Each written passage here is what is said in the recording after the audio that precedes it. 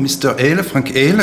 You are the deputy design. You are the design. Deputy design director. Director for the exterior design. Deputy design director includes also the interior design and the coloring trim. Yeah. Okay, by Bugatti. So you're the father of the new Bugatti Chiron Super Sport, yes. 300 plus. Yes. Can you tell us about the design of this car, specific design? Why is such a specific long tail? And we saw behind you the car. Can you explain us, yes, please, your inspiration of this car design? Okay, so it's now over 10 years that we do these cars that go beyond 400 kilometers per hour. And pretty much this project, this 10 years of experience went into making this car. So when the briefing from the board came to make a car that now goes even over 490 kilometers per hour, 304 miles per hour, it became pretty clear that we needed to do something about the drag. So, and the drag is essential if you want to go this speed. The horsepower upgrade, we now have 1600 horsepower, also does its part, but it's mostly about the drag to make these speeds happen. And so it became immediately apparent that we needed a long tail, because a long tail, it results into a smaller tear-off area. So the tear-off area is the area between the trailing edge and the diffuser. So this area needed to become smaller in comparison to what we have on the Chiron. And in this respect, this area is now 40% smaller, and that really did the major improvement, let's say, of the drag. As you may know, in aerodynamics, it's never about that one thing that you find that saves it all. It's rather more about many little things that add up to the result. But nevertheless, the long tail makes a significant portion of the improvement in the drag. And then also on the front, there are also some parts, because we have these air curtains that sit away from the body, yes, actually, to guide the air around the corners. Because what you mess up on the front with the airflow, you can never recover on the side or on the rear. So you have to pay really good attention to the corners of the car and to get the air to attach to the side.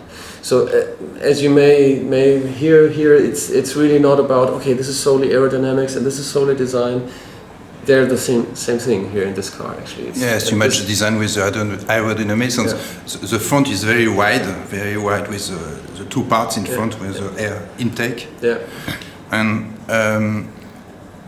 when we saw the Super Sport at the end, at the back of the Super Sport, it looked like the same exhaust of the Centodici, with vertical exhaust, each part of the car. That's right.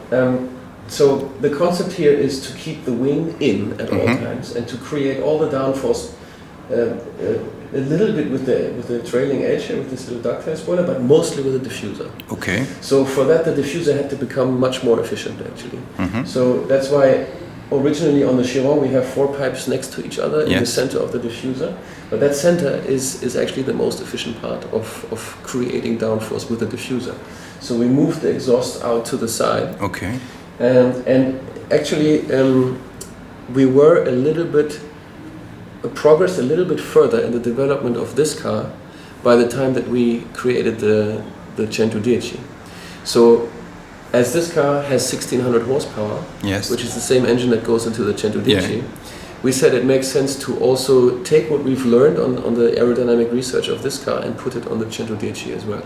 So that's why the exhaust systems look similar, even though this rear end is a lot further back, actually. The Centodici has quite a short rear end, actually. And it's got the wing, so the Centodici is all about cornering and downforce and handling lateral dynamics. And so, but this is about speed, and there the aerodynamic efficiency of the diffuser is vital. So these two stacked up on top of each other exhaust pipes, we like to call inspired by F6 Lightning Jet, which has 2 afterburners stacked up on top of each other. So that kind of is where the inspiration came from for this. Okay, from the aeronautic. Okay, and with this car, okay, you propose a new limited edition of 30 models. Yeah. Santo Dici presented in Pebble Beach was a limited edition too, with 10 models. 10 models, yeah. On the Divo, few 1.5 years ago, 2 years ago, it was 20 models. No, 40 models. 40 models, sorry, excuse me. Last year in 2018 in August in Pebble Beach we presented. Yes, the Divo yes, 40 models. Yeah. yes. And I think you will have, or you will propose some new models, limited edition. But it's not. The question is not to ask to tell us which model will come. You won't. But what is the strategy with Bugatti? Because in Geneva, you show the prototype of the La Voiture Noire, a one-off. Will Bugatti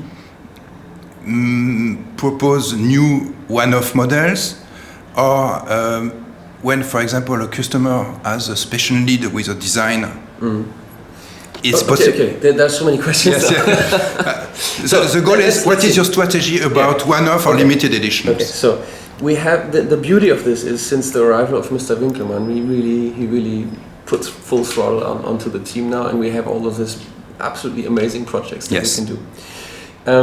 And this is because we have our main product in the market already, which is the Chiron, which fulfills everything that we wanted to do. It has the top speed, the acceleration, the engine, 1500 horsepower. It has two-tone color concept, and it does everything that we needed to do.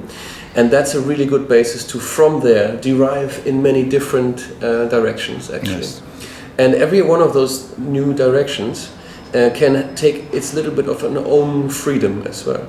So you'll find elements that we have, like we call our DNA string for design, that are on every one of those projects, and yet they're completely different interpretations every time. Okay. And each of those cars speaks for a totally unique story, right? So with the Divo, it was all about lateral acceleration and handling, and having the aerodynamics and the thermodynamics to really support the handling of the car, and also at the same time it being very rare, right, with only 40 pieces.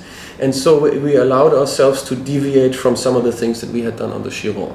Like the line on the side is a little bit more compressed, and it's not actually divided, the two-tone anymore. The two-tone is now horizontally divided. Then we made we made La Voiture Noire. You don't have to say the La Voiture Noire.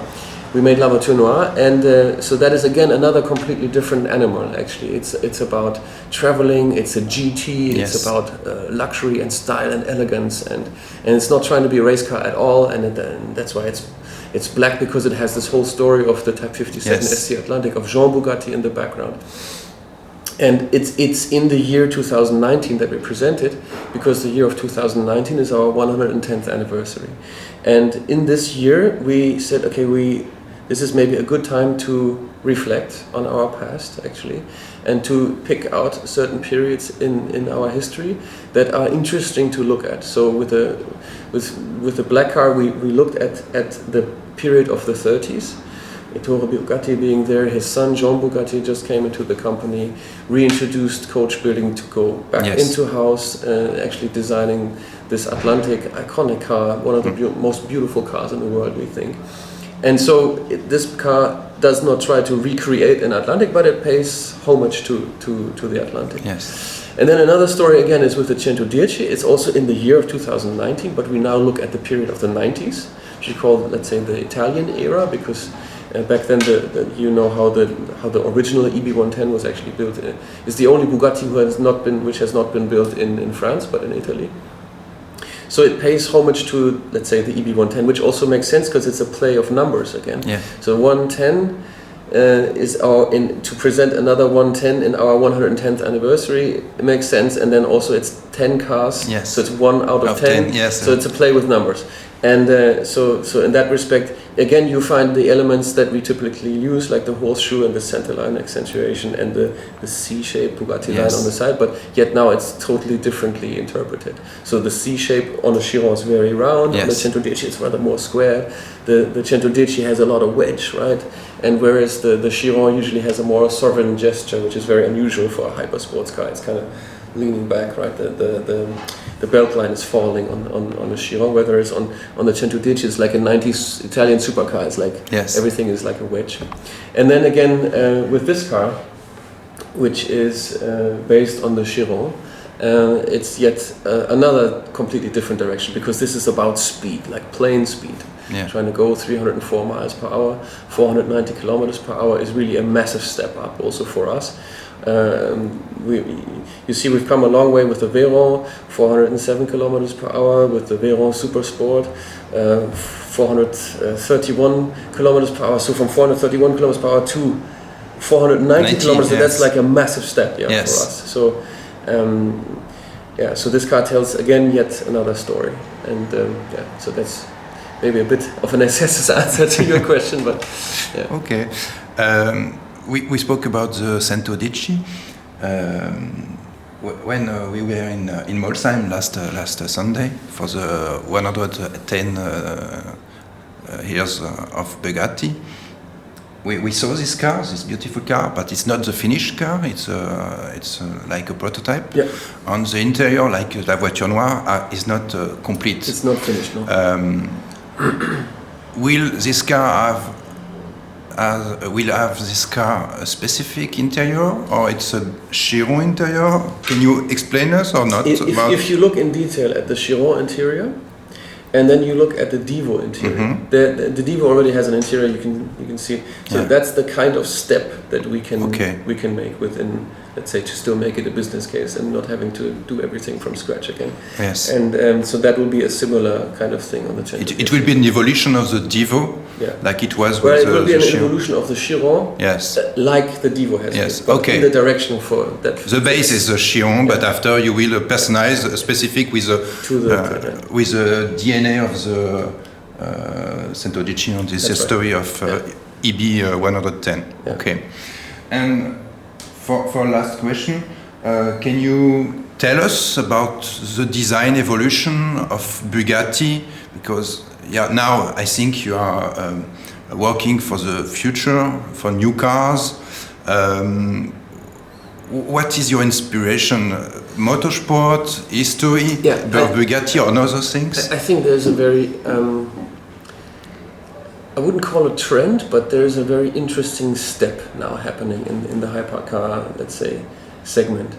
And this is, we step from creating cars that are a solid object and that the air will stream around and over, to hypercars or generally cars that are streamed through the body, right? So more fragmented, opening up, actually finding ways for the air to go through the car, like an LMP1 car. So it's kind of inspired by motorsport. Or the Ford GT too, with there are specific intakes, open intakes. I don't know. To me, it's more appealing the real motorsports car. More real motorsport, like LMP cars.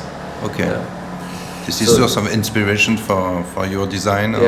So you see, with the Super Sport, it was really driven by aerodynamics, but yet you cannot really separate aerodynamics and design. They also have to go together, and so in the end, the car has to look appealing to our customers, right? So, and for the eye to be telling your heart that you want this car, right? Yes. So in the end, it's very easy to, let's say, give in to aerodynamic necessities, and then but it looks ugly, but it's very difficult to understand all the aerodynamic phenomena that happen on the car and still work them into something that looks nice.